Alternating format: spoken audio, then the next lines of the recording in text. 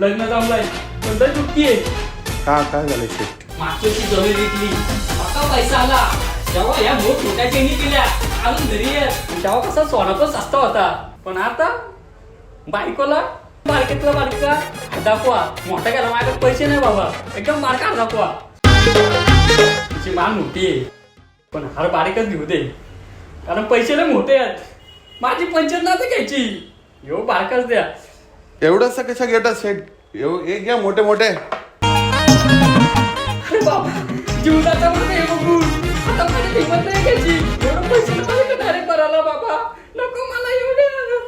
माझ्याकडे EMI वर available आहे. काय EMI वर? यो काय मोबाईल आहे का तात्कालिक भरला हप्ता हे कसं काय शक्य होऊ शकतो?